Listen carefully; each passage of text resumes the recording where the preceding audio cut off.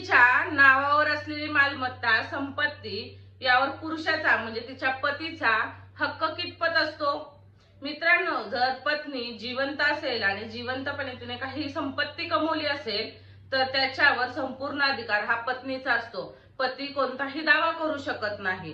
तसेच जर पत्नी तिच्या आई वडिलांकडून तिला वारस हक्काप्रमाणे काही प्रॉपर्टी मिळाली असेल तर तिच्या मृत्यूनंतर तिच्या मुलाचा आणि पतीचा हे वारस म्हणून नाव लागते.